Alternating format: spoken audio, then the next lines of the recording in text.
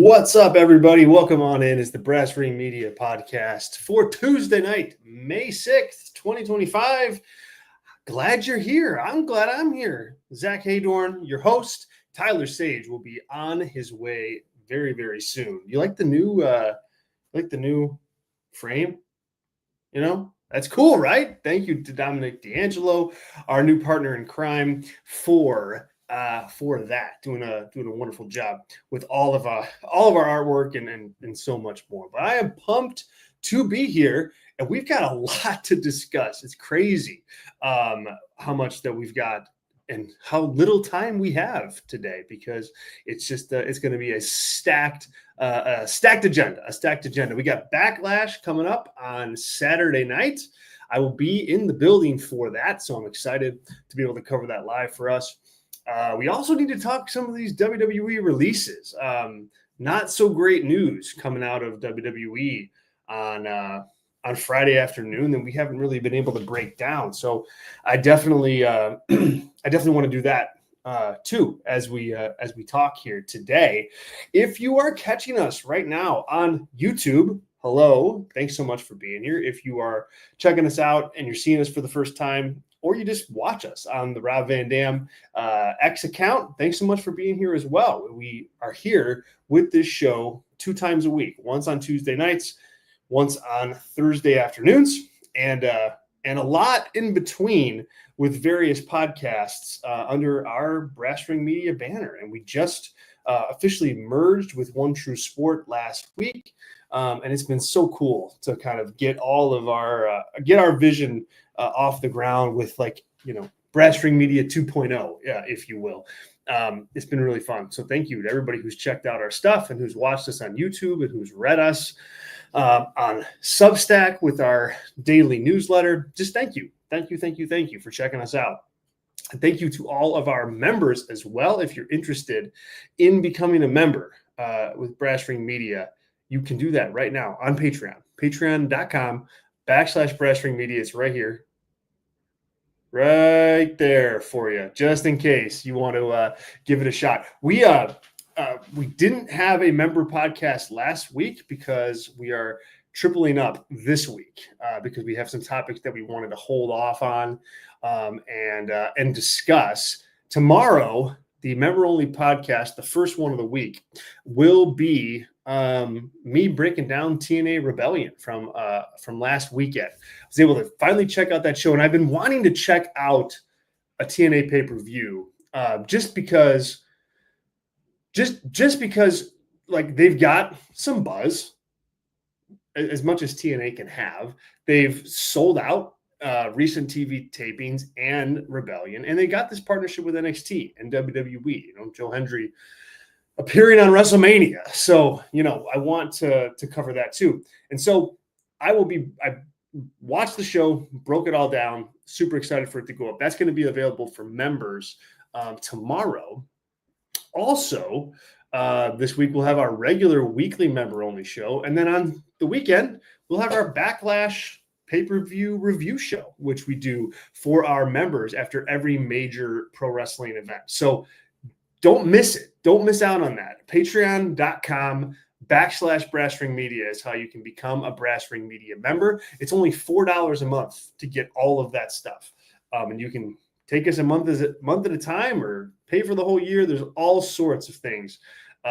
There's all sorts of ways you can become a Brass Ring Media member and get access to all that. So you get member-only specialty shows, including our pay-per-view and PLE reviews. You get full access to the newsletter. You get access to our Discord community and so much more. And so thank you to our members. We have 3 gold members of Brass Ring Media that I want to shout out: Adam Kidd, Andrew H., and Sean Palicta. So thank you to them for their support. Adam here says, and he is a gold member, says, join everyone. It's well worth it. Look, when Adam talks, I listen, and you should too. Give us a shot. Patreon.com/Brass Ring Media. As for tonight, we've got all sorts of ways that you can interact with the show.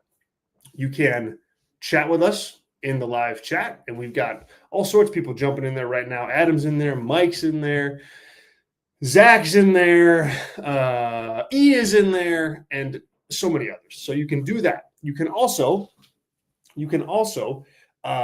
join the super chats and drop a super chat and ask a question or change the topic altogether and just get involved in the show that way too. Super chats are important to our show and we do appreciate it. So thank you in advance for that, and it certainly helps us do our thing, helps keep everything afloat, and we thank you in advance for that. The one and only Tyler Sage is here, so let's bring him in. Let's bring him onto the show. There he is. What's up, man?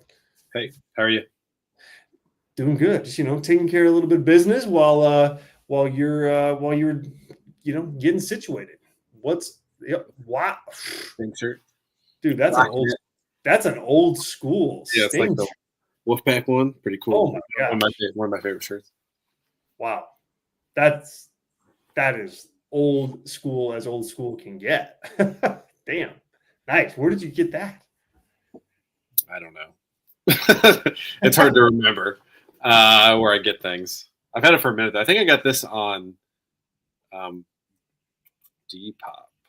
a long time ago. So interesting. Well, it's popping the chat right now here. The boss here says that's not Tyler, it's Sting. Adam says Sage rocking the denim jacket. Yeah, man. I do love a denim jacket. I do too. I don't have one anymore, but I used to, and yeah, I kind of miss it. Mike says Zach wants Tyler's shirt. Yeah, I bet Zach, if you're in the chat right now, you can tell us how jealous you are of that shirt. You can tell us. All right, you guys. Well, I took care of the business before Tyler got on here, but let's just jump into it. We're going to preview Backlash, start to finish. It's a short card, so we'll be able to add in some other topics here. First and foremost, though, WWE released quite a few people on Friday, and this is the list. Want to chat something.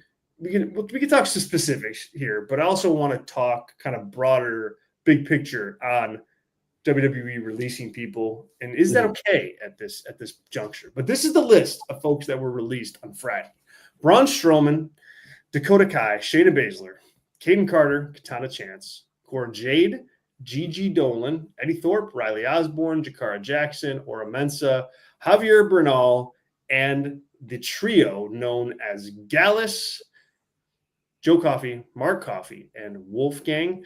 Also, it was pointed out later that Shotzi, her contract has not been renewed and will not be renewed. So she is another one that's on the cut list, I guess. And then there's one more person that I want to make sure that I get the name right here. Danny Palmer is another one who's a NXT talent, I guess, but hasn't been on TV much. So, Tyler, there's been a lot made of these releases coming off of WrestleMania, coming off of record revenues and all that for WWE. But I got to say, when I look at this list, it's kind of like it stinks for them. I'm not here advocating for people to lose their jobs.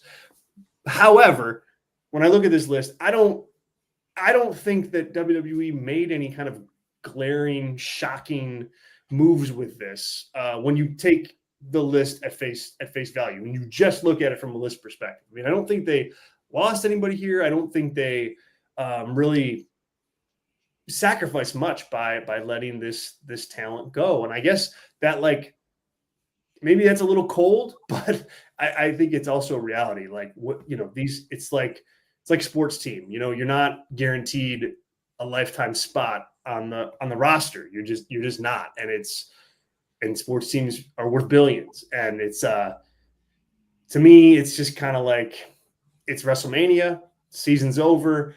Time to clean house a little bit. And it's unfortunate. I don't want to downplay the releases, but when I look at this, I'm kind of like, hey, it kind of it is what it is, and it sucks. And hopefully we see some talent back. That's always the fun part. If you are released, you have an opportunity. But that's my take on this. Like, I didn't have kind of like a vociferous reaction of let's grab a pitchfork and go storm, the WWE headquarters in Connecticut. What's your take on these cuts, and also just kind of what they mean? Yeah, there's many other reasons to want to protest at Titan Towers. Yes, for sure. Yes. Yeah, no, it's fine. I mean, a lot of this is the funnel, right? And the funnel having a small opening at the NXT level for a lot of these people. I mean, what'd you read? 20 names? Mm-hmm. Could I tell you what 12 of them look like? I don't think so. Like a sketch artist, I'd be like, I don't know, man. I know what Joe Coffey looks like. I don't know what Billy Coffey or whatever you said that other guy's name looks like. So, it's not Billy Coffey. I know. Although that should be his new name on the indies, though. Yeah. Well, how is it not Drip Coffee and like Instant Coffee? That should be their names. Yeah. I mean, it's fine. Like, that's just like the funnel getting tight, like anything, right? Like, if you have 20 people for a job interview, 1 or 2 get it. That's the same process here that WWE is implying. The other things, like, I could care less about Braun Strowman coming back, getting let go, just as a fan, right? Not as a human being, whatever. But yeah, of course. Not doing anything. The other thing is, like, don't get injured a lot is what I'm reading into this if I'm a WWE talent, because that was a lot of the cuts of, I think people probably were more Team Dakota on being upset about this, if I had to guess on one talent that people are upset about. But, that's been an issue for a long time of her being available, right? Just like a sports analogy. It's there. I liked Joshua's comment about, like, man, I could do like a dream list of who I would cut in AEW. And it's different if it's like, yeah, like, ideally, do all these people make money and the corporation pays them because it doesn't really matter to them? Correct. But that's not how it works. If someone's on that roster, they're going to be used in some way, shape, or form. Would I rather Kip Sabian get cut so I don't have to see him once every couple of weeks hang in the backstage? Yes, that's like Braun Strowman to me at this point. Yeah. So it's just business. And good thing this is where you don't want a WWE. The bigger issue is them, owning AAA as an example, because now all those people can't do anything in AAA. You would think, right? Yeah. So you don't want them to buy TNA. You don't want them to buy PWG. You don't want them to buy GCW. You don't want them to buy JCW. Whatever, any sort of promotion you can think of off the top of your head. Like, you do not want AEW. It'd be better off if Ring of Honor was still alive and owned by somebody else, because that's another place for these people to go. So it's more the issue than the cuts is the consolidation of mid-tier indies, and those remaining a healthy place. And that's where people can support their local indie and maybe get some of these people a payday if you want to, like, actually do something than just being upset about it. Yeah. And I mean, look, I get if you're, a fan of these people, like, it's like, okay, yeah, Dakota Kai, like, she was solid, but, I mean, it's not like she was like, I don't know. I guess what I'm trying to say is it's not like she was, having impactful showings on a week-to-week basis or being pushed at a high level. She just wasn't. She wasn't that person. And so I think for her, for a lot of people on this list, right, like Jakara Jackson, Ora Mensa, Javier Bernal, like Katana Chance, Kaden Carter, I don't know what their future is in wrestling. I just don't. But when you look at like Kora Jade, Gigi Dolan, Dakota Kai, even somebody like Eddie Thorpe, they all could make an impact on the independents. Maybe like get back into the fold at some point with like through TNA or work in AEW. I mean, like there's some people on this list that I think are going to be able to leave WWE and continue working at a high-ish level, just not at the highest level. And that's okay. And I hope they do. I really do. And hopefully Dakota Kai, if you're a fan of hers, she kind of finds that little bit that she was missing. And that's okay. That's okay. Of the whole list, if we can move on here. If not, if you had another point. No, go ahead. Yeah, move on. Like let's say you're Tony. If you have one, you only have one roster spot in your brain for all these cuts. Who are you taking? Oh my gosh, one roster spot. I probably would take. I probably would take.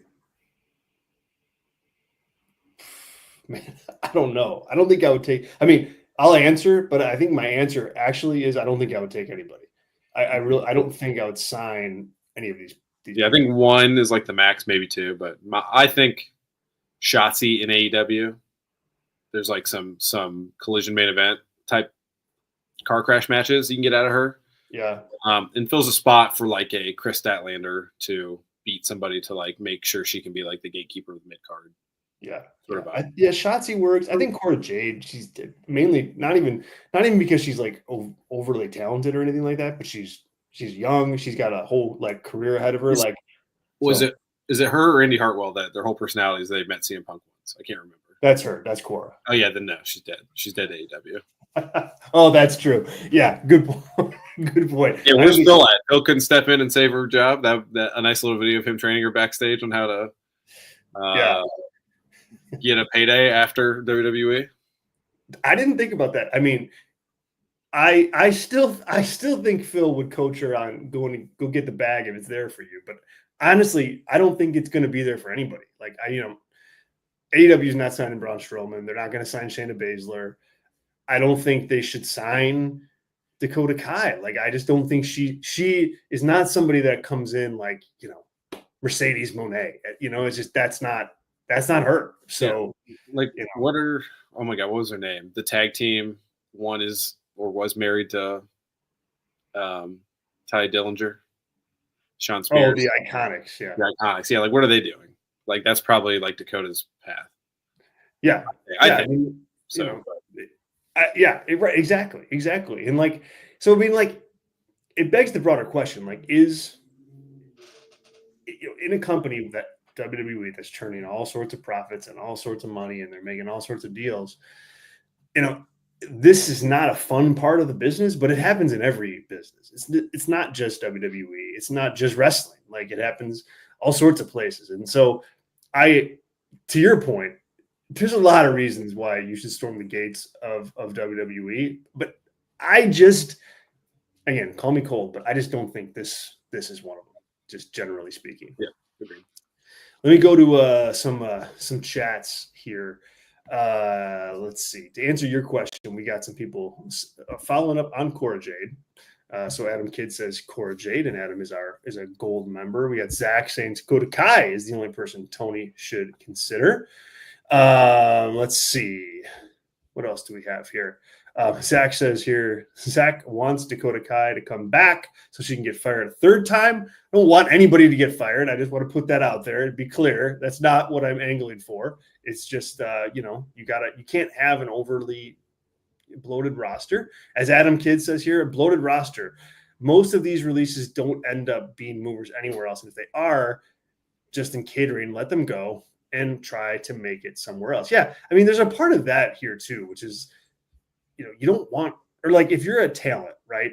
And, you're not being used and you're not even on TV at all. Like, yeah, you want the money.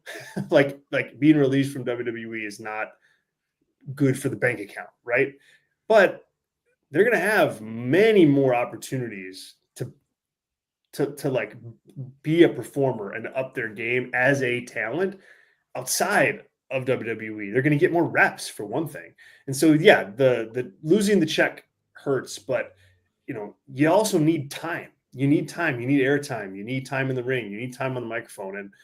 And a lot of these talents just were not getting it. And when they got it, they weren't doing much with it. So I'm kind of with Adam on this analysis. Let's see. Joshua says here, right now they can brag about even higher profits with the money they save from cutting people. Here's the thing, though. Like, yes, that's true, but I don't know, man. Like, I don't have the financials in front of me, but I mean, Jakara Jackson couldn't have been making that much money where it's like a significant impact to the bottom. What's like the NXT Do we know like what the going rate is? It's got to be under 80, right? I would think that it's definitely under 100. You know, Yeah. So, I mean, I think that's like 2 people with the elite pass at SummerSlam probably pay for all these cuts. Is probably the front row of people you're going to see at SummerSlam. Would have paid for all these people. Insanity, but yeah, you're probably right. Yeah. So look, a tough night at the office for sure, and nobody wants it. So, but it's just kind of the nature of the beast. And looking at it from a just analysis perspective, there's nobody on this list that I would say, wow, like except for Javier Machado, who we worked with at the Torch. He got released. You said so. That's sad. He did. He got bounced. Yeah. Whoever that was. I mean, is that anybody? I was like, literally. I know you didn't, but you're lucky I don't host because I would have added 1 or 2 fake names. See if anybody was like, hold on, who's Brad Underwood? Yeah, no, because there probably is somebody named Brad Underwood in the dang system right now. Yeah, is that somebody? I didn't make up that name completely. Brad Underwood, is that like Brad Underwood is the is the coach of the Fighting Illini. I don't know if you meant that or not, but he is the head coach of the Fighting Illini. No. That's Brett Bielema. No, of basketball. Oh, I did not know that. But you guys had a player whose last name was spelled Cockburn, and he went by Coburn. So that team's dead to me because his name was Cockburn, not Coburn. They're not my team. I'm just putting it out. I just know the name, but they really are my team. Okay. Northwestern guy, I get it. Chicago's Big Ten team. Yeah. I mean, I just don't have a team. I just don't. Adam says here, Melvin Milktoast was released. I mean, seriously, if I would have put that in, if I would have added that in there. I mean, that's pretty obvious. That's like a Matt Taven character. Yes. For a deep cut for everybody out there. Oh, God. Yeah. All right. Anything else that you want to hit on these on the releases? I just, again, wanted to bring it up. Because, are we going to talk any Raw, or are we just going to go to the preview? We should talk Raw. I only have one major take, and I wonder if you can guess what it is about. I think I know what it is. Okay. But so with anything that has to do with Backlash, we'll take care of in the Backlash preview. But a lot that happened last night didn't and doesn't have to do with Backlash. I have a well, let me take a step back. We'll get to your thing second because I don't think this is the same topic. Pat McAfee, I thought, cut like an actual babyface promo yesterday in the middle of the ring. And I was so disappointed by it because it was good and it was on point. It did what it needed to do. It teed up Gunther. But I just don't think that they're going to like do this match the right way when it's all said and done at Backlash. Like I have this like sneaking suspicion that like McAfee is going to get way more than he should in this match with Gunther. I'm stepping over the preview. I don't even know why I'm doing this, but Raw, it just had me thinking like, I like that promo, but I don't like what that promo makes me think is going to happen in the match. I really, really don't. The promo is fine, but it's a bad road that you're heading down if you're going to try to paint McAfee as someone that can hold his own against freaking Gunther or anybody for that matter, but especially Gunther. Yeah. Well, hold on. I'll hold off till we get the preview. I might take on this. Okay. Go with your thing because I'm assuming it has to do with the finish of every match. Sorry, not every match last night. Well, no, not every match. But what, 2? How many matches were last night? 4? There were 4 and then the Rusev squash of Otis. Yeah. So let's 4. Yeah. 2 of them are the problem is the DQ finishes are so prevalent and annoying. So crazy. And like here's the problem, right? Like the to set up the tag match and the women's match, fine, I get it. Whatever. That like as a one-off can get there to get the interference and all that sort of stuff. But like you knew as soon as you watched the opening segment with Heyman and then Jey Uso agreeing to this match, like, all right, well, who's going to come in and cause the DQ, and who is it besides CM Punk? Like that was like some crazy lazy booking to be like, here's this match, here's all these hope spots of what this could be, And like, yeah, was it a good match until like the main event of a pay-per-view style near falls between both of them? Not really, but it's a Jey Uso match. And I thought it was a good match. I thought it was a good match for Raw. Yeah. I'm saying like you did all that, it was fine, but like you knew exactly, like it was as close to a 0% chance of that being a finish where somebody gets pinned 1, 2, 3, and I knew that at 8:20, and I was like, well, what are we doing? I mean, it would be like awesome, and that was like it was 99.9% chance this can be a DQ. The 0.1 was okay. Well, maybe they'll take this off of Jay and then realize they made a mistake and go with Rollins here and get the ball rolling on this whole thing. But yeah, just like why that's like the worst part of some of the Vince era stuff is like you're insulting my intelligence as a fan for me to watch for 2 hours, 2.5 hours. And this is not the first time that the DQ finish has been an issue as a workaround. And I don't know why the booking pattern is like this currently, but it is it's kind of insane that it's I mean, we're really close. If I'm really complaining about this here, and I think everyone would agree with me that it's way too much.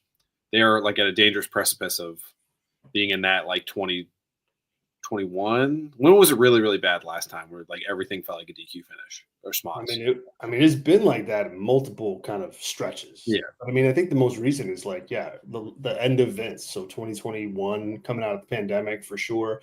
In the pandemic, definitely. Like they didn't do any finishes there, but it's different story. But it wasn't just that either. I mean, you talk about, the 2017, 2018. I mean, it's all over the place. It's all over the place.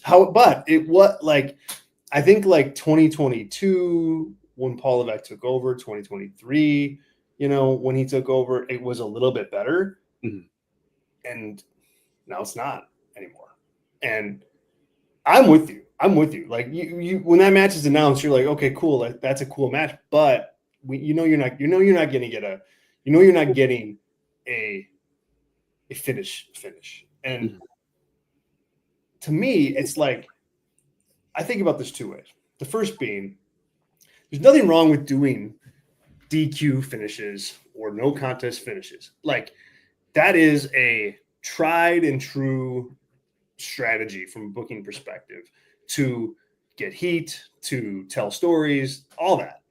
But it only works when it doesn't happen all the time. Like you can't, it can be a strategy in certain places on how to book, but it can't be a crutch. And what we're seeing now is that it's a crutch. It's a, hey, we want to have our cake and eat it too. We want to promote this really cool match between Seth Rollins and Jey Uso. We don't want to do a finish. So, we'll just do this DQ. And when you say that every single week, and when you say that multiple times in the same show, that's a problem. Then it's not like it's not a storytelling mechanism anymore. It's just, we're going to just, put on a bad product. And that's, for as good as the match was. And I thought it was good. And I thought that even inside the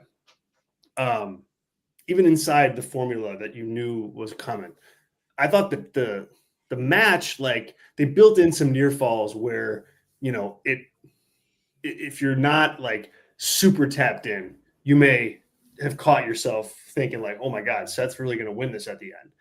But then, of course it doesn't happen that way. But the match, I thought, like did all it could to try to stay above that reality of, hey, this is a foregone conclusion, and it's impossible to create really strong drama when that happens. And they've got a problem. I agree with you in that they've got an issue. I was happy that, because I thought Roxanne Perez and Io Sky was going to end that way too, like some kind of DQ. They did a finish. It's not great, but at least whatever. I mean, you can tell by my analysis, I counted that as a DQ finish, essentially the leverage pin. And it wasn't really well, I guess it was a leverage pin, but there was no interference. There was no. It was just that was more like an okay version because you set up a tag match as a result. You set up a tag match, and also you set a future like, okay, they didn't. Yeah, Io Sky won, but like there's a little bit of doubt there. But I mean, Yeah. it's a clean. She pinned her like 1, 2, 3, no interference. But it's still not great. But I'll take it over. It loses its effectiveness for me as a fan when you do what you do in the main event. That's what I'm saying. It matters like the context around it, and it's just you did like there was there any satisfying finishes on the show last night? I mean, like I'm talking satisfying. Because there wasn't the opening. Rusev doing a Rusev match. I was like, man, this guy does one type of match, and it cracks me up. Yeah, and so like it's like the whole show then is filled with like these unsatisfying finishes. And even if here's the other thing, even if you're like you just stipulate, okay, fine, like WWE does these, they do them too often. I don't like them personally. Okay, that's fine. But you know what? They don't help you build stars either. When every single person's win is like has some sort of like asterisk on it, whether it's a roll-up leverage or this person interfered or this person distracted the ref. Like it's like you're not creating stars that way because nobody knows who to really truly get behind. Everybody's just booked flat the same, and you can't have that on a wrestling show. I think AEW in 2023 would tell you that. Like the 50-50 with everybody in AEW at that time in the name of having a good match, none of it meant anything, and that hurt them. I think they're still working their way out of that. Mm-hmm. Sure, yeah, for sure.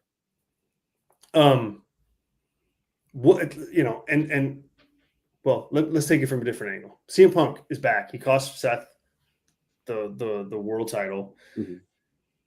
Clearly, I think they're angling towards some sort of tag team match here. Sammy and Punk against Braun Breaker and Seth Rollins. But they've got, a third Punk Rollins match to do.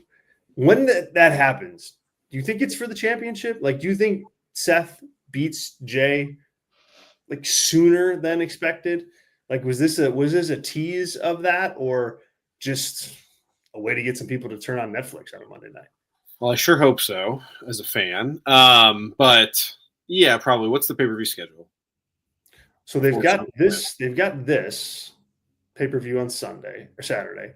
Then they've got a Saturday night's main event, which I think is where you're going to see that tag team match happen. That's very much a Saturday night's main event match. And then on June 7th is Money in the Bank. It's pretty good Money in the Bank headliner. Depends if Cena's booked for that or not. I don't know what his release schedule is on that. I assume he's doing Tampa. He lives there. I assume he'll do Saturday night's main event, do a promo or something. I'm assuming he will. Yeah, and then so probably there, and that's the case because you probably want to do, I don't know, or you save it for, because you probably want to do Punk and Seth as a SummerSlam main event for night one, and then you do Cena and somebody for night two, or vice versa, or you flip it, whatever. So one of those, I mean, that makes sense. I don't know. Do I care about that?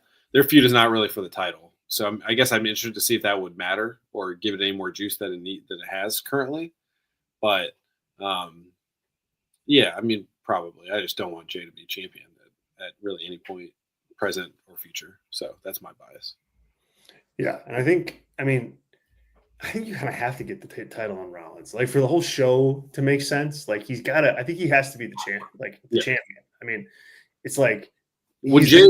Big star. So when Jay starts the show, it feels weird, right? Last night, it feels like okay, it's like a B show Raw, because like the biggest story on the Raw brand is Seth and Heyman and Breaker, and like Jay needed that to be relevant. Like, if Logan Paul's there or not there, whatever. But I'm glad all this happened instead of some really bad Logan Paul and Jey Uso interaction. I still think they're having to have a match, but Jay at this point I think is a good conduit to Seth, like for what you need out of Seth. Like Sami Zayn couldn't get him really booed, and last night Paul Heyman, was able to get that job done on the microphone. I thought Heyman cut a heck of a promo like to start the show. That was like, it was great. That was money. That was the best part of the show by a mile. Yes, it was, and still, like in the main event, people are singing Seth's music, lightly booing him, but Heyman's the heel still of that whole faction. Yeah.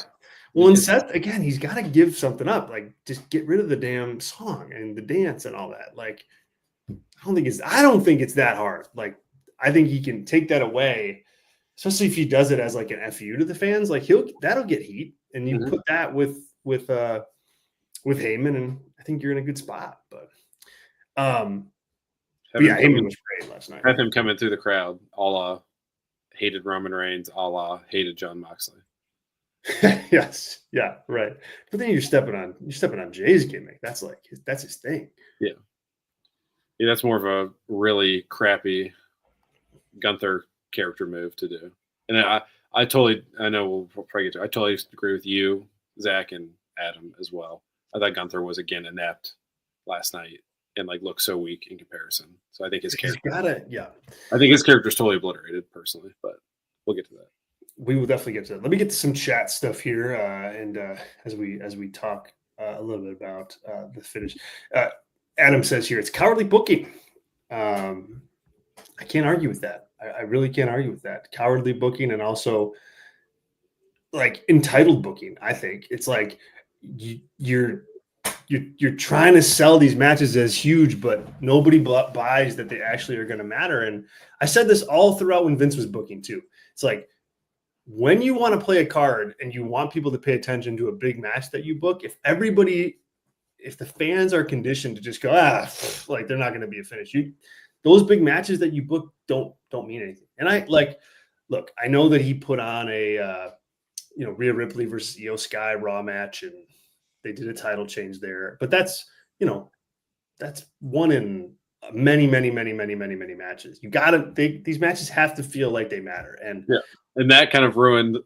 Yeah, and that one didn't help anything. Yeah, it ruined 3 characters for a while by doing that. So. Yeah, exactly. Like, I don't know why it wasn't just like Seth and Sammy in the main event as a continuation of last week, and then Punk comes out and evens the odds, and then you have a built-in tag waiting to happen. It just is way cleaner. Yeah, because like it's not. That's a great point. Because it's not like, or at least I don't think it's going to be, like a trio match. Like I don't think you're looking at Seth, Punk, and Jay against anybody. Like Jay is going to go fight Logan Paul. So it's like, why even bother with it? Yeah, good point. Let's see here. Adam says Gunther cut a good promo as well. We're going to get to Gunther here in a bit. And then Joshua says, is Punk angling for the record for interfering in the most title matches? Well, he's made a habit of that. He has, Adam, yes. All right. Okay, so we'll continue to talk Raw as we preview Backlash here. But that being said, let's preview Backlash. It's this Saturday in St. Louis, and it is one of the patented Paul Levesque 5-match cards on pay-per-view. And I'll say this, it's a weak one. Yeah, I'm just glad there's 5 matches. So that was the thumbs up. Yes. Well, 5 matches are good. I think these C-level shows should be 5 matches. I think that's thumbs up.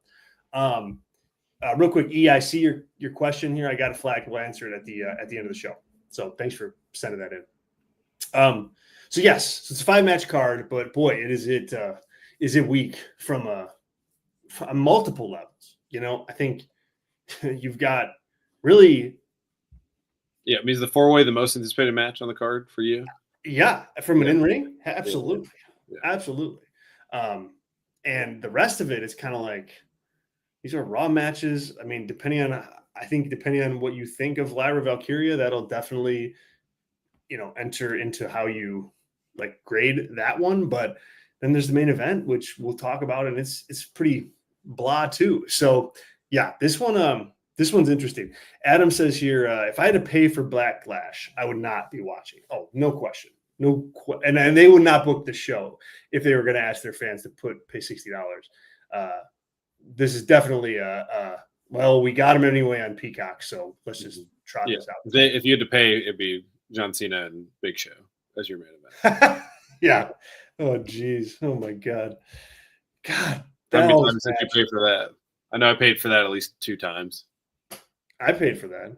I paid for that too. It's a different time. It's a different time. It's hard to compare. It's hard to compare because, man, if I open up that drawer, this would be a fun member show to do. Like, what are the worst? What are the worst thing you paid for in wrestling? Yes. Not just shows, but like just like, man, I bought, I didn't buy like, but if you bought like a James Ellsworth shirt or something, that would certainly be at the top of the pyramid. That would have to be on the top of anybody's list. Yeah. Or like I really bought a lot of Joey Janela merch, or not Joey Janela. What was the one guy? Joey Ryan. I bought a lot of Joey Ryan merch or something like that, where it's like, oof, we don't talk about that. Or I was like the biggest Marty Scurll guy of all time. So. Oh yeah. So you've got Marty Scurll stuff. Yeah. God, I'm trying to think of. I used to buy like all the DVDs. Like, and so like I've got so many DVDs where I'm just like, why did I buy that? Yeah, at least you have the probably unedited version if something changes. So that's one thing. That's true. Hard copy. That's true.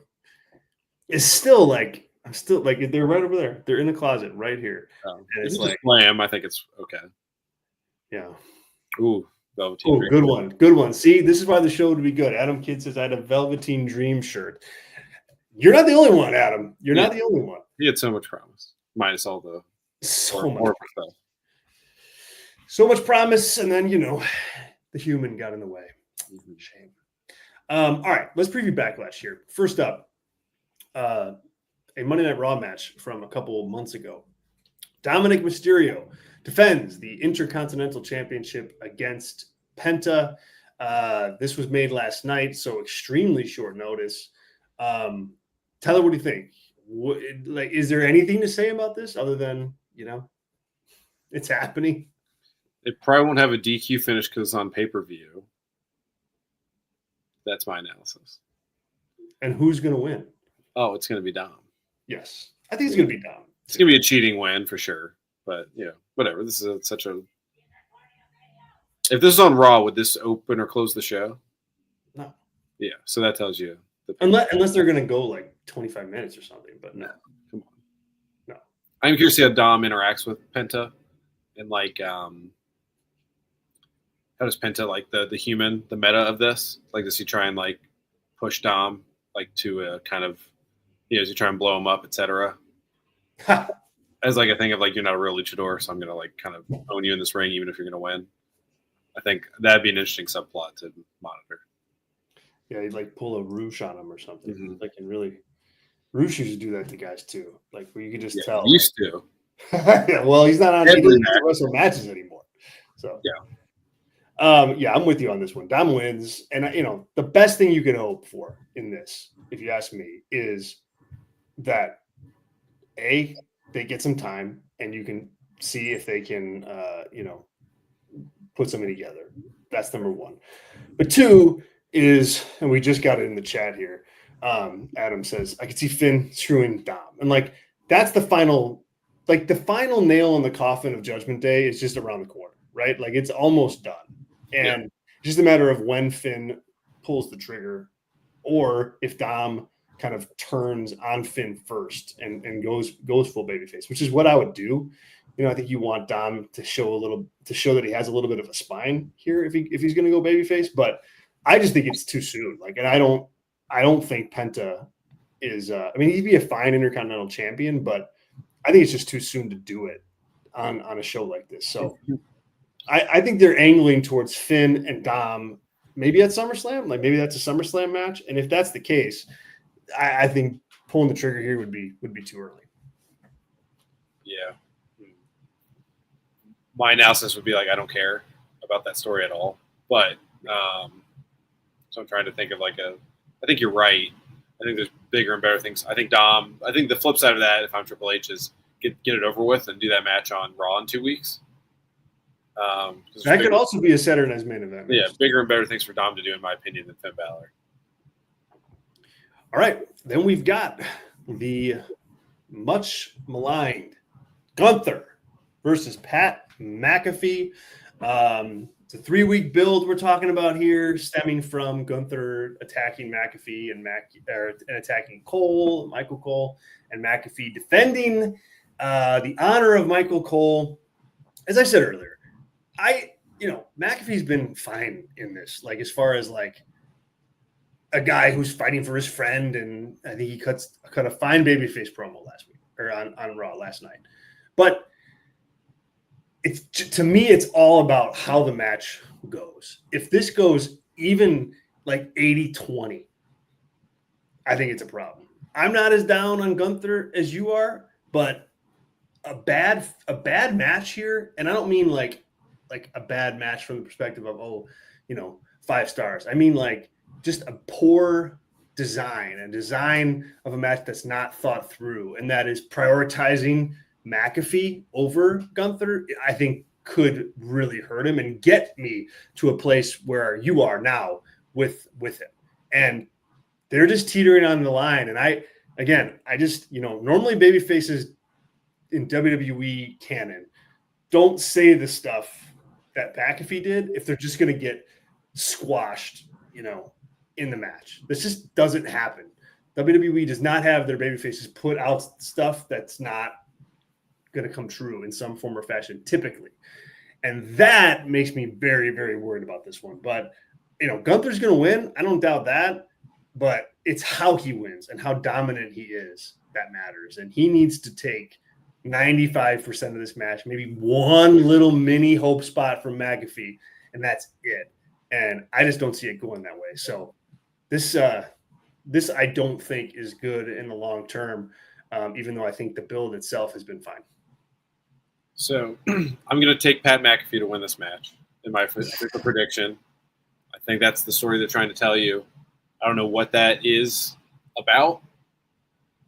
I don't know if that's this is like an ego thing for McAfee to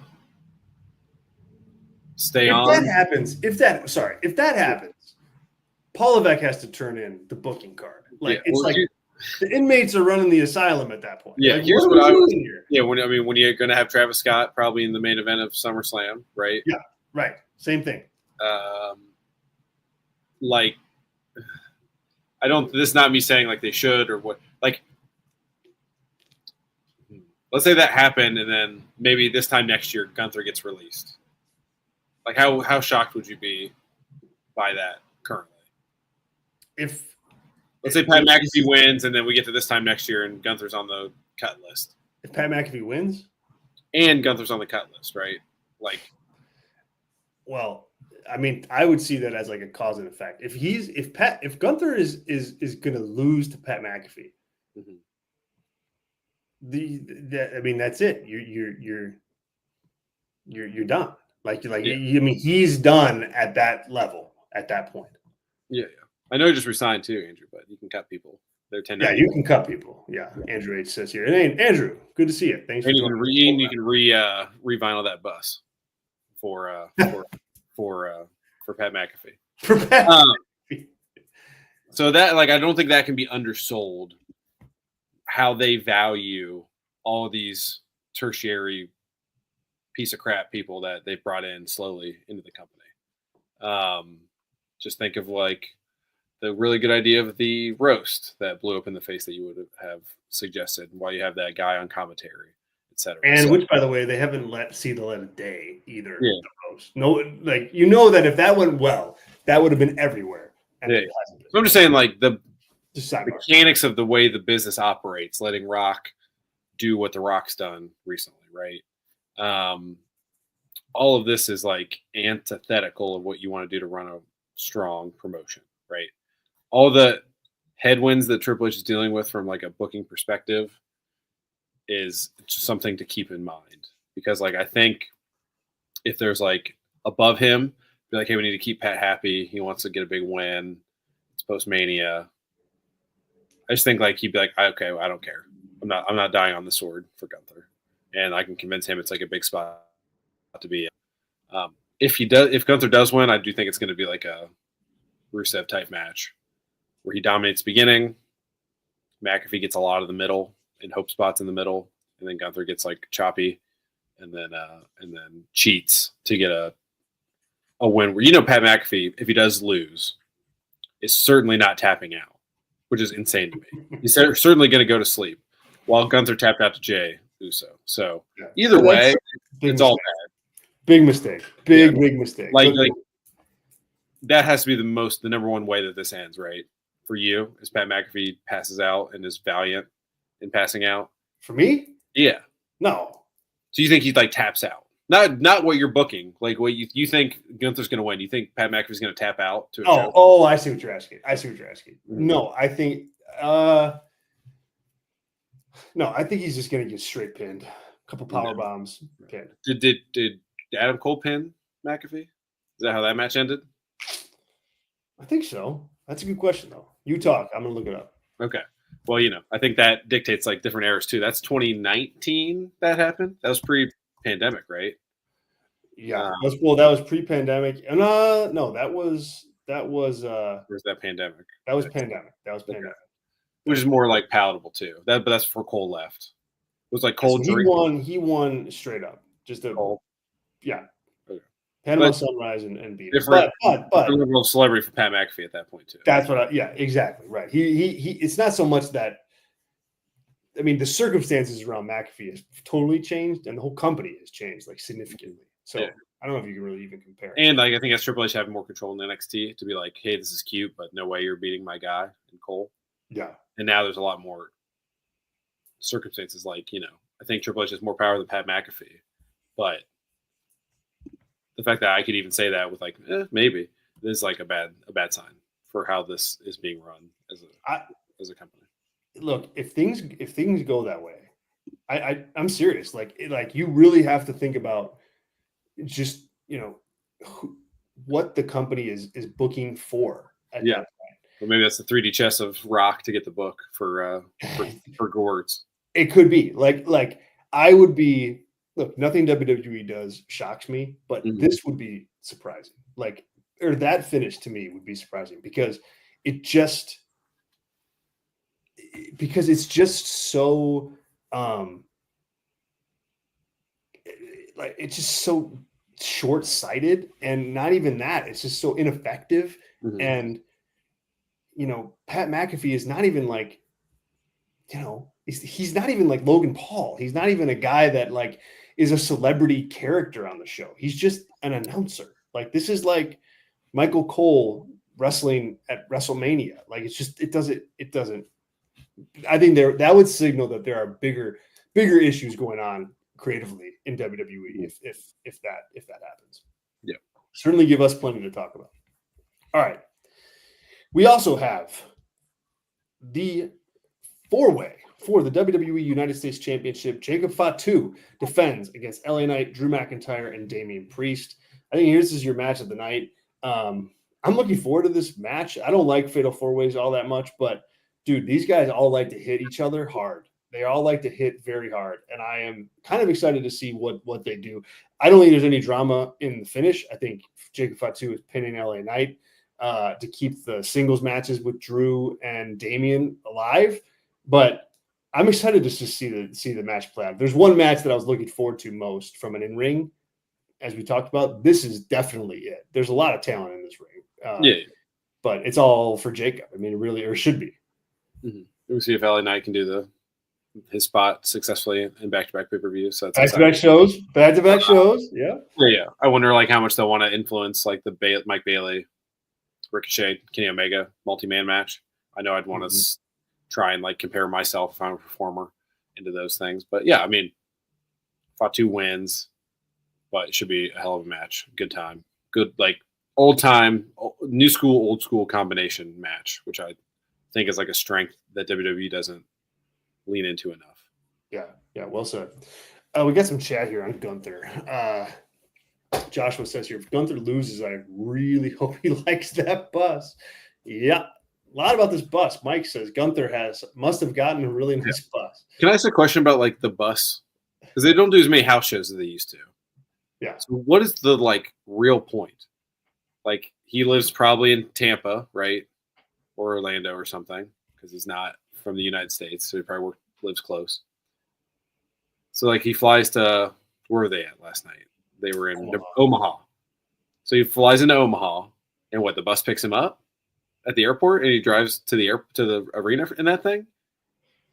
Yes. Or I mean, yes, and also like if there's a loop beforehand, I'm like if he's doing Saturday, Sunday shows. Yeah, but there's not always, right? No, that's not always. Yeah. So he may like there. I mean, he has a bus. I don't know that means that he gets a bus every single time that he's on the road. Because to your point, like, what's the difference between like a really nice black car or limo, from if you're going back to the airport anyway? So I don't know the answer to that, but I would think that it's not all the time. Yeah, like when he's in New Jersey for SummerSlam, he's driving around in that bus. Yeah, or like if they're going to go to New Jersey and then they're going to go to, Brooklyn after that, and then they're going to do, something after that. Like that's my guess is what the buses are for. Yeah. But it's not just him. Like, or maybe he just drives. Maybe he doesn't fly. I have no that. I mean, I doubt it, but maybe he drives from friggin' Tampa. I don't know. Him and Jim Cornette. Yeah. You're taking Fatu, I'm assuming though, in this match. Okay. Yes. Adam says on this one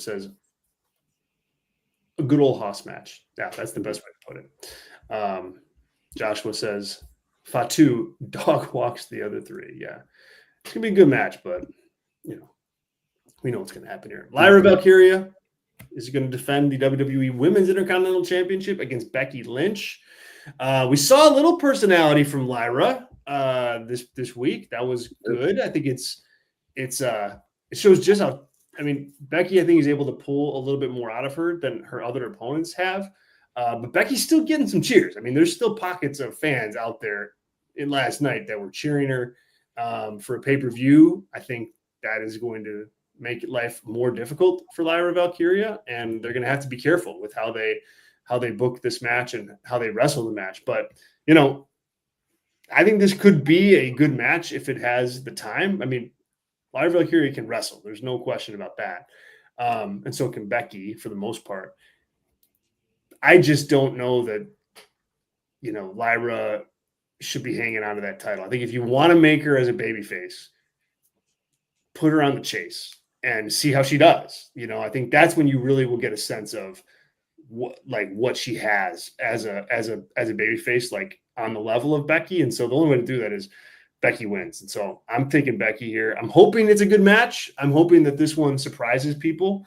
They had a good match in NXT, but whole different ballgame here. And I'm not super confident in this, but it has the makings of a hidden gem on the show. Where do you think this is on the card? What number of matches? This is the fourth match on the show. I would put. I mean, I would put it like second, probably. I'd put it in the bad second spot. I mean, I'd open with the 4-way, and then I would do this one. Interesting. I think this has to go first, or it's like absolutely dead on arrival. That's what I mean. I just don't trust it to. Yeah. Like I think it's probably Gunther and McAfee, and then Cena. That's like your opener and closer. In the middle, and that 4-way is probably your fourth match or third match. The thing with that is, man, it's like I don't think you want that anywhere near John Cena against Randy Orton. Like I would separate those two because that they will look slow and bad compared to that 4-way. Mm-hmm. So that's why I would obviously you're in a main event with Cena and Orton, but then I would not mess with that. Yeah. I wonder if Triple H cares about that. He may not. Yeah. He should. Yeah. I would say this match itself, I think if it's not first, it's DOA. It's going to be like 20 minutes. It's going to be a pretty tough 12 to 15 minutes of slow plotting pro wrestling that nobody in that arena is going to care about. So that's my concern. Who wins? I'll go with Becky as well. Just for the sake of that title. She's not really anywhere near the main event space. She probably should. I mean, I understand why she's on Raw. Travel with her husband. That makes sense. But if all things were equal, I think she'd be on SmackDown right now. Yeah. Yeah. SmackDown could use her. I mean, that's for sure. They definitely could use her. Mm-hmm. And honestly, I wouldn't be surprised. Well, yeah, the fact that Seth's her husband, that's a problem, or not a problem, but an issue that you have to work through, because Becky as a heel against Tiffany could work too if you down the road. Mm-hmm. But all right, and then we got the main event. The main event from many shows from about 2000, what, 7 or 8? 2009 Breaking Point. You did not watch the video package where Mick Foley tried to convince me that this is an all-time epic rivalry, and I was like, wanted to throw up that WWE, that I'm so old that is now doing this. That's like WrestleMania 17 for some people, of like, of like nostalgia hitting, which made me want to. Breaking Point is not WrestleMania 17. I know, but like the way they showed that was like showing, was like playing My Way by Limp Bizkit while some video package is showing. Maybe want to jump off a bridge just for where I am in my age. But yeah, here's a question for you. What do you think, betting wise? I won't tell you the odds. Who has a better percentage chance to win based on the odds? Gunther or John Cena? Ooh, I would say John Cena has better odds. Is your choice? Yes. Yeah. Yeah. Has stronger odds. Yeah. Yeah, you're correct. Because I mean, there's no way he's losing this match. I mean, there's just no way. I mean, I think that the only chance that this match has to even be something that we maybe remember is the crowd. I mean, it's a St. Louis crowd for Randy Orton, hometown. I don't even know how much people care about that because it's Randy, and like, I don't think people have that kind of connection to Randy, but maybe. But if that crowd isn't there for this, I think this really could be a disaster. I am a fan of Randy Orton's work. I respect the work because it's like old school in nature and just kind of like pain in the butt pro wrestler in nature, which I get a kick out of. But he's not a guy that can carry John Cena to like a really good match. He never was. They never had, like, WWE will try to paint this as like this big epic rivalry. And I suppose like if you just looked at how many times they wrestled in title matches and in main events, it would be. But if you actually watched those, most of these matches were not good. They didn't have styles that played well with one another. They didn't have characters that played well with one another. They meshed on paper because they're from the same era and they're big stars.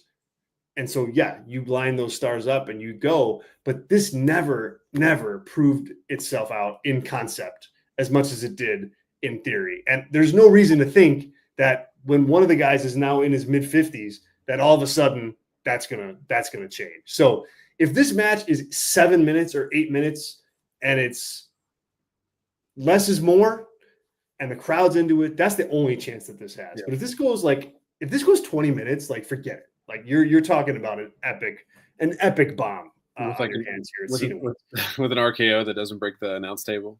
Oh, that's for sure. I think you added some years. Who's mid 50s in your mind? I think both these guys are like late 40s. Cena's not 50 yet? I don't think so. I think Cena's like 48. I know Orton's not 50, but I thought Cena would be in his 50s, but I guess not. Let's see.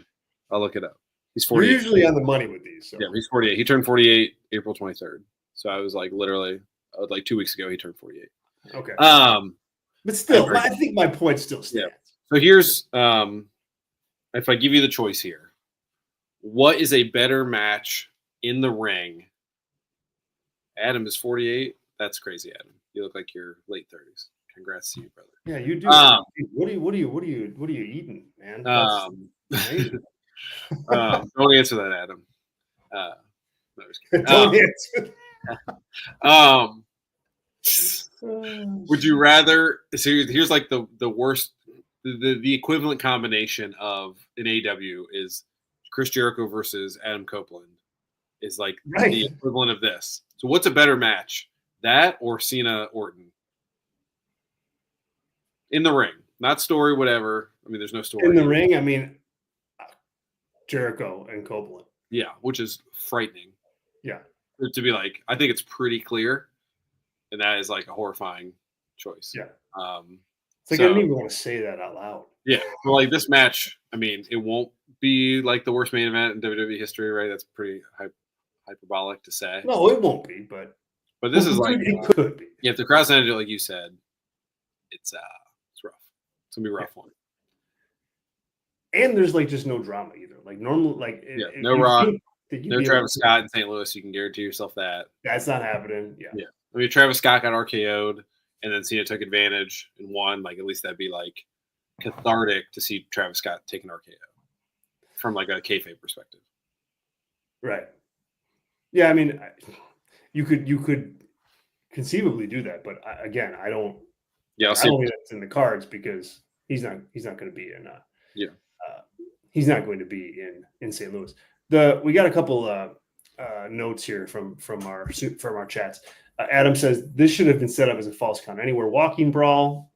I mean, that's best case scenario, but Cena doesn't want to take any, popcorn cases to the face. So, that would have been better. But when SummerSlam? What's the date? Do we know what that is? August 3rd and 4th or 5th and 6th? It's not end of August. No, it's early August. I was tracking Travis Scott toward dates. Second and third. Okay, he's available. So be excited for that. Yeah, wonderful. Yay. Just what we need. He's doing a Saudi Arabian show in 2 weeks.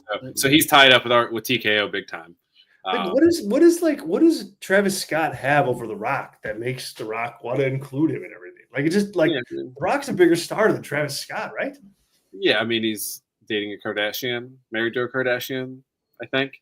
Okay. And it's like a way for Rock to feel young and cool. I think is the easy answer. He's like Bill Belichick's girlfriend equivalent for that. Oh man, I gotta quickly change the thumbnail on this to be that. So that to have like the red carpet of Bill Belichick and Jordan, whatever her name is, and then edit so The Rock and Travis Scott look like a couple next to them. Adam says I'd fight Travis Scott. I'd pay like actual pay-per-view dollars, lots of them, to watch that. So well, be careful. He weighs 120 pounds, soaking wet. So careful there. Hey, I still would pay to see it. Oh yeah. All right, that's Backlash, you guys. We'll have our PLE review show of this up. Preemptively, if you want to preview the Patreon show. Yeah. Don't give away the farm. Hey, maybe we'll be pleasantly surprised. We'll see, but we'll let y'all know. We'll put the show will go up this weekend. We did not talk about Jey Uso and Logan Paul. That's not on this. Oh, what is it? When is that? I thought it's not even official yet. Oh, okay. Never mind. Sorry. But it will be. It will be. Yeah. It will be. Main event. Saturday night's main event. Yeah, Saturday night's main event. Thanks to everybody who joined in. Appreciate it. Great fun, really fun show tonight. I always love our preview shows because we get to banter, and I don't know. I'm always partial to these. So thank you to everybody who joined in. Thank you to our gold members, Adam Kidd and Andrew H. and Sean Palikta. Thank you to our members in general for helping us do what we do. If you're interested in membership and you're listening to the show and you're thinking to yourself, man, I want a little bit more, patreon.com/Brass Ring Media. This week, we are going to have like a whopping three different member-only shows. I've got something dropping tomorrow, as I said at the top of the show. I wanted to watch the TNA pay-per-view, so I did that. So I did a full show on that. So I'm excited to drop that. Tyler and I will have our regular member-only show later in the week. And then this weekend, you've got the Backlash PLE review show. So this is a great week to give us a go. So it's patreon.com/Brass Ring Media. You can find us there. As always, all of the Brass Ring Media shows are streamed live on the YouTube channel here, but also available as podcasts. So you can download us, just subscribe to the Brass Ring Media feed and search Brass Ring Media wherever you get your podcasts, and we're there. You can take all these shows with you, including our shows, including Robert's Nocturnal Knockout Show, the Kick-Ash podcast, and a new show that's coming up from Dominic D'Angelo as well. All of that will be available on the podcast feed. So definitely subscribe there if you haven't done so already. And of course, we have our Substack newsletter. Just posted my Raw column there earlier this afternoon. Free to subscribe. Just search Brass Ring Media Substack, and you can get that in your inbox every single day. Last thing. EC3 says here, can one of you explain why they put the TNA title on the line at Battleground, Joe Hendry versus Trick Williams? I get the match without the title, but Trick's not going to win the TNA title. Tyler, I have an answer to this, but you want to take it first? Yeah, I mean, they bought AAA already, so it is possible. I'm sure Anthem would take a check to get out of that if I'm investing in them. So always keep that in mind. But yeah, I mean, you tell me what you think, Zach, because mine's not very exciting. So I just think that Joe Hendry is going to get a win. Like I think they're going to put him over Trick. Like Trick's heading to the main roster. He doesn't have anything on NXT left to do. I mean, he's really hanging on by a thread. If you watch that show and read my reports, like he's like Braun Breaker of 2 years ago. Like he's just got nothing to do. And I think, it's going to be on the line because Joe Hendry is going to beat him. And that'll be interesting to see play out. That hasn't happened much in the TNA partnership, but clearly like WWE sees some value in Joe Hendry. And so I don't think that they are bothered by this. And so the fact that the TNA title is on the line makes the match significantly more interesting from an outcome perspective. And so I think they're going to put him over. Yeah, I think they will too. Maybe he's reverse Undertaker. He's already owned one at WrestleMania. Joe Hendry. Yeah. Oh, yeah. Right. They kind of owe Joe Hendry too. They kind of buried him. Yeah, do a reverse streak there. It's interesting, right? Like, I don't know. Like, I'd be tempted just to throw Carmelo in that situation or something, someone like that, than Trick at this point. But I guess Trick has more juice than Carmelo, Andrade, someone like that, right? That's like kind of underutilized or not used very much. Yeah, well, in that ecosystem, certainly, Yeah. He hasn't been defined down like they have. Yeah, which is interesting. Like, what happens to Trick when he moves up? Is he in that sort of boat? Is he in the Karrion Kross? Besides Braun Breaker, a male call up recently has not gone well for most of those guys. So no, not at all. And I don't know about Trick. I wouldn't be putting my money on him.